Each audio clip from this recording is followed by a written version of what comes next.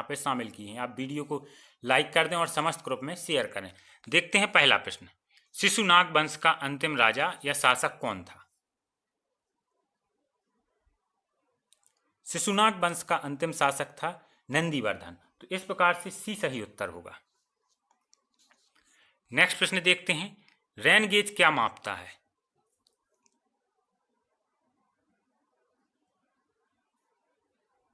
तो rain gauge मापता है क्या? सामान्य तौर पर वर्षा। दूसरा ऑप्शन हमारा सही उत्तर होगा। नेक्स्ट प्रश्न देखते हैं, निम्नलिखित में से कौन सा एक गुण एक्स किरणों का नहीं? एक बहुत ही अच्छा प्रश्न है और अगर आपको सभी गुण यहाँ पे पता हैं तो किसी भी प्रकार का प्रश्न आएगा आप कर लेंगे। तो एक इंपॉर्टेंट प्रश्न है क्योंकि यहाँ पे एक साथ कई चीजें हैं और आप लोग आराम से ऑप्शंस पढ़ें और सही उत्तर बताएं कि एक्स किरणों का गुण कौन सा नहीं है।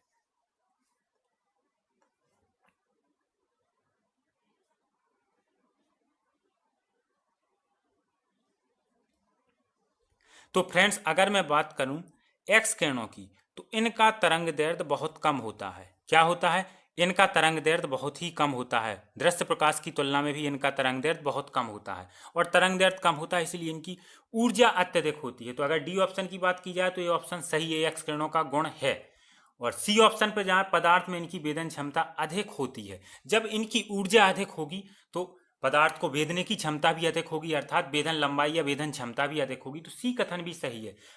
अब फ्रेंड्स, एक्स किरणों की अगर बात की जाए तो इन पर कोई आवेश नहीं होता है, ठीक है ना। इन पर कोई एक्स किरणों पर कोई आवेश नहीं होता है तो ये चुंबकीय क्षेत्रों से विक्षेपित नहीं होती, आवेश नहीं होता इसलिए विक्षेपित नहीं होती। तो बी कथन भी सही है। पहले ऑप्शन पर जहां ये विद्युत क्षेत्र से विक्षेपित हो जाती हैं, यही हमारा सही उत्तर है। मतलब ये कथन गलत है। एक्स किरणें हैं वो विद्युत क्षेत्रों से विद्युत क्षेत्र में विक्षेपित नहीं होती हैं क्योंकि उन पर कोई आवेश नहीं होता है। तो ए ऑप्शन सही हो जाएगा जो कि एक्स किरणों का गुण नहीं है। और बी सी डी सभी एक्स किरणों के बारे में सत्य कथन है जो कि एक्स किरणों का गुण है। आशा करता हूं आप सभी को अच्छे से समझ में आ गया होगा। अगले प्रश्न पर आते हैं, नगरों का क्रमिक पतन किस काल की विशेषता थी?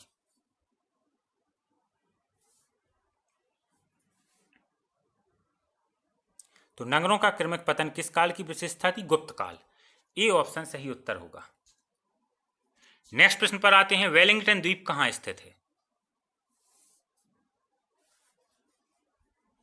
तो वेलिंगटन द्वीप, वैसे तो वेलिंगटन न्यूजीलैंड की राजधानी है लेकिन वेलिंगटन द्वीप भारत में कोच्चि के पास स्थित है। दूसरा ऑप्शन सही उत्तर होगा। नेक्स्ट प्रश्न देखते हैं, उत्तर प्रदेश में निम्नलिखित में से किस जिले में कम वर्षा होती है? दिए गए ऑप्शन में सबसे कम वर्षा 4 जिलों में से कहां पे होती है?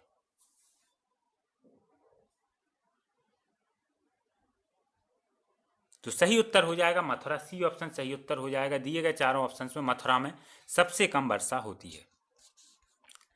अगले प्रश्न पर आते हैं, भारत के संविधान का निम्नलिखित में से कौन सा अनुच्छेद दोहरे खतरे से किसी व्यक्ति की रक्षा करता है?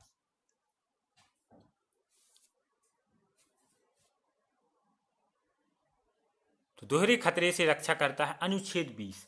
ये ऑप्शन सही उत्तर होगा।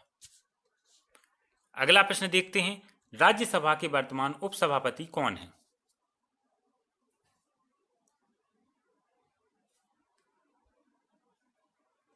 तो राज्यसभा के वर्तमान उपसभापति हैं हरिवंश नारायण सिंह। वी ऑप्शन सही उत्तर होगा। अगला प्रश्न देख लेते हैं, भारत का प्रथम साम्राज्य संस्थापक किसे कहा जाता है?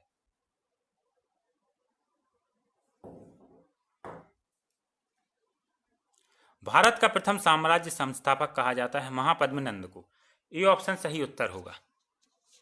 नेक्स्ट प्रश्न देखते हैं, वनस्पतियों की समान ऊंचाई अथवा समान ऊंचाई वाले वनस्पतियों के स्तरों को मिलाने वाली रेखा को क्या कहते हैं?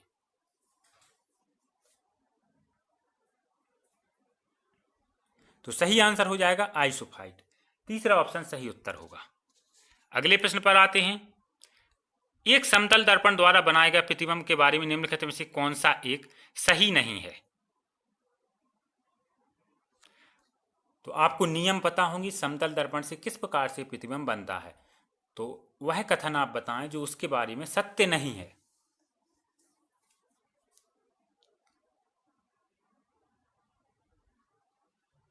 तो समतल दर्पण द्वारा प्रतिबिंब बनता है जो उसका आकार वही होता है, वस्तु के बराबर प्रतिबिंब बनता है। जितनी वस्तु होगी उतना ही आकार प्रतिबिंब का होगा। और जितने दूर वस्तु रखी होगी दर्पण के से दूसरी ओर उतनी ही दूरी पर प्रतिबिंब बनता है। मतलब यह दर्पण के पीछे उतनी ही दूरी पर बनता है जितनी दूर वस्तु दर्पण के सामने होती है। तो कहने का मतलब है पहला कथन और डी लास्ट का कथन ये दोनों सही हैं, मतलब ये उसकी विशेषता बताते हैं। अब अगर बात करें ऑप्शन बी की, यह पार्श्व रूप से व्यतिक्रमित प्रतिलोमित होता है, मतलब पार्श्व बदल जाते हैं, ये कथन भी सही है। ऑप्शन सी पर जाते हैं, यह वास्तविक प्रतिबिंब बनाता है, समतल दर्पण प्रतिबिंब बनाता है, वास्तविक यह दिया गया है लेकिन यह गलत है, समतल दर्पण द्वारा बनाया गया प्रतिबिंब आभासी होता है। तो सी कथन सही उत्तर हो जाएगा, जो कि समतल दर्पण द्वारा बनाए गए प्रतिबिंब के लिए सही बात नहीं है। नेक्स्ट प्रश्न पर हम आते हैं, निम्नलिखित में से कहाँ एल्यूमिनियम संयंत्र है? भोपाल, सिंगरौली, जेके नगर, आसनसोल, वाराणसी। जेके नगर, आसनसोल है पूरा ऑप्शन। तो सही आंसर हो जाएगा जेके नगर, तीसरा ऑप्शन सही उत्तर हो जाएगा। अगले प्रश्न पर आते हैं, भोपाल की मेट्रो रेल का नाम क्या है?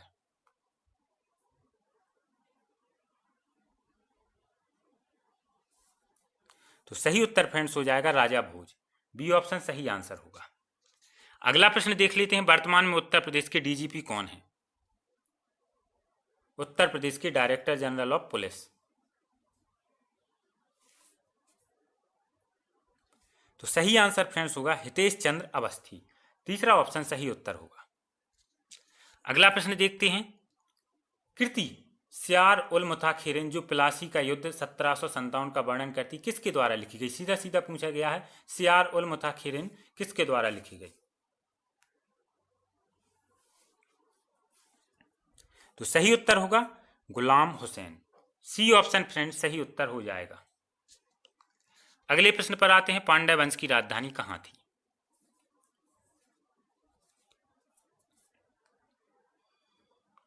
पांड्य वंश की राजधानी थी मदुरई, ये ऑप्शन सही आंसर होगा।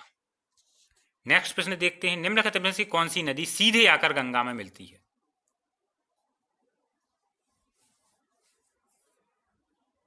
चंबल नदी, चंबल नदी वो यमुना के थ्रू गंगा में मिलती है। बेतवा नदी ये भी फ्रेंड्स यमुना के थ्रू पहले यमुना में जाती है फिर यमुना गंगा में मिलती है। कैन नदी का भी वही हाल है। तो सही उत्तर हो जाएगा सोन नदी, जो कि सीधे सीधे पटना के पास गंगा में जाके मिलती है, बी ऑप्शन सही आंसर हो जाएगा। अगले प्रश्न पर आते हैं, कल्याणकारी राज्य के उद्देश्य किसमें वर्णित हैं?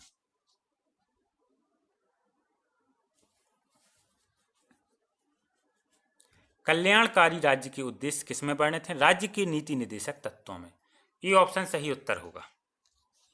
अगला प्रश्न देखते हैं, अलेक्जेंडर ने जिस समय भारत पर आक्रमण किया उस समय मगध पर कौन सा वंश राज्य कर रहा था?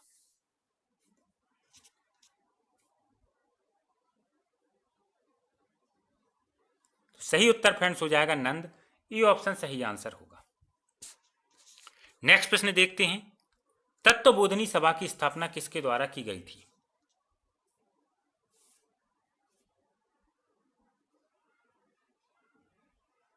तो तत्वबोधिनी सभा की स्थापना की गई थी देवेंद्र नाथ टैगोर द्वारा 1839 में, ये ऑप्शन सही आंसर हो जाएगा।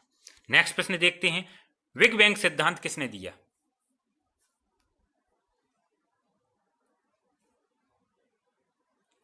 बिग बैंग सिद्धांत दिया था किसने? जॉर्ज लेमिंगटन ने, डी ऑप्शन सही आंसर होगा। अगले प्रश्न पर आते हैं, निम्नलिखित में से कौन सा एक वाणिज्यिक कृषि का प्रकार नहीं है?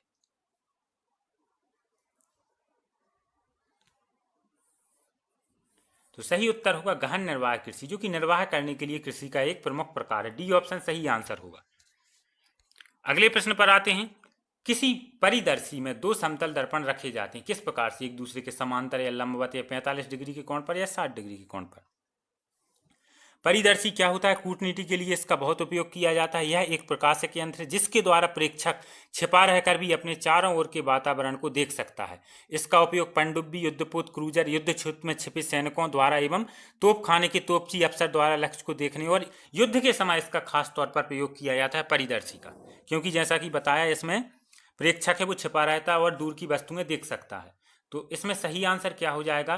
जो समतल दर्पण इसमें रखे जाते हैं एक दूसरे के साथ 45 डिग्री के कोण पर रखे जाते हैं, डी ऑप्शन सही आंसर होगा। अगला प्रश्न देखते हैं, 5000 से कम आबादी वाली बस्तियों को किस वर्ग में रखा गया है?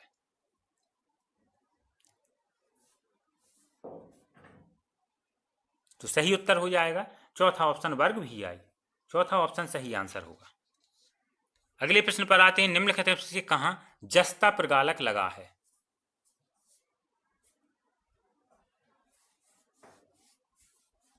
तो सही उत्तर फ्रेंड्स होगा उदयपुर, पहला ऑप्शन। अगले प्रश्न पर आते हैं, राष्ट्रीय सुरक्षा गार्ड के महानिदेशक कौन है?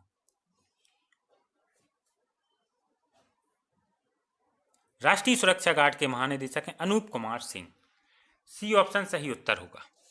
अगला प्रश्न देखते हैं, भारतीय संविधान की प्रस्तावना किस देश से ली गई है?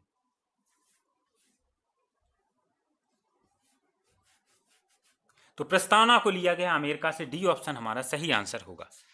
अगला प्रश्न देखते हैं, भारत और यूएसए के बीच पहली बार हुए त्रिसेवा सैन्य अभ्यास को क्या कूटनाम दिया गया? अभी हाल ही में आयोजित हुआ है भारत यूएसए के बीच त्रिसेवा सैन्य अभ्यास, और यह कब हुआ है? 13 से 21 नवंबर तक आंध्र प्रदेश के काकीनाडा और विशाखापट्टनम में। आप ये भी याद रखें कहाँ पे हुआ? आंध्र प्रदेश के काकीनाडा और विशाखापट्टनम में। मानवीय मदद और आपदा राहत पर केंद्रित इस युद्धाभ्यास का जो कूट नाम दिया गया वो क्या दिया गया? Tiger Trump.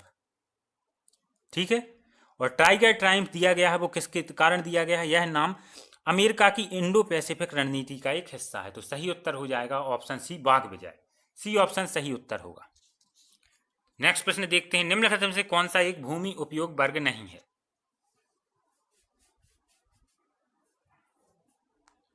तो सही आंसर हो जाएगा ऊसर बंजर, ऊसर भूमि या बंजर जो कि उपयोग के लिए नहीं होती, डी ऑप्शन सही उत्तर होगा। अगला प्रश्न देखते हैं, 2011 की जनगणना के अनुसार भारत में पुरुष साक्षरता दर कितनी है? तो 2011 की जनगणना के अनुसार भारत में पुरुष साक्षरता दर 82.1%, तीसरा ऑप्शन सही उत्तर होगा। नेक्स्ट प्रश्न देखते हैं, उत्तर प्रदेश के किस जिले में बैगा जनजाति निवास करती है?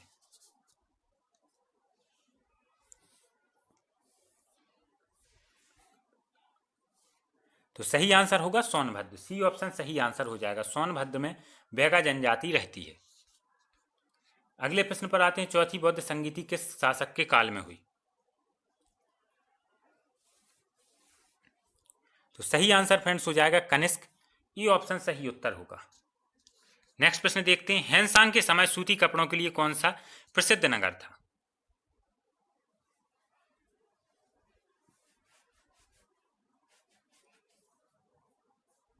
तो हैनसांग के समय सूती कपड़ों के लिए प्रसिद्ध नगर था मथुरा, बी ऑप्शन सही आंसर होगा। अगला प्रश्न देखते हैं, निम्नलिखित में कहां यमुना और बेतवा नदी का संगम होता है?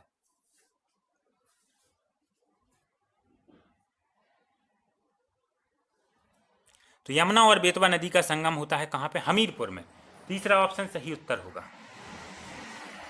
नेक्स्ट प्रश्न देखते हैं, यूरोपीय केंद्रीय बैंक के अध्यक्ष कौन है? करंट का एक इंपॉर्टेंट प्रश्न। तो सही आंसर फ्रेंड्स क्या हो जाएगा? और इससे पहले का भी पूछा जाता है, क्रिस्टीना लगार्ड, जो कि अभी वर्तमान में यूरोपीय केंद्रीय बैंक की अध्यक्ष हैं। इससे पहले वह IMF यानी अंतर्राष्ट्रीय मुद्रा कोष की प्रमुख भी रह चुकी हैं। ठीक है, इसके बाद उन्होंने यह पद ग्रहण किया। और इससे पहले कौन था? उन्होंने किसका स्थान लिया है? उन्होंने इटली के मारियो द्रागी का स्थान लिया है। ठीक है फ्रेंड्स, और याद रखें लगार्ड है जो बनी है यूरोपीय केंद्रीय बैंक की अभी तक के इतिहास में पहली महिला अध्यक्ष हैं। तो सही उत्तर फ्रेंड्स क्या हो जाएगा? Option number C, Christine Lagarde. अगले प्रश्न पर आते हैं, नारोपा कहां का एक वार्षिक उत्सव है? तो नारोपा उत्सव है वो लद्दाख क्षेत्र का है, बी ऑप्शन सही उत्तर होगा। आखिरी प्रश्न हम देखते हैं, उत्तर प्रदेश का प्रमुख आंवला उत्पादक जिला कौन सा है? तो सही आंसर हो जाएगा प्रतापगढ़, चौथा ऑप्शन सही उत्तर होगा। इसी के साथ धन्यवाद फ्रेंड्स।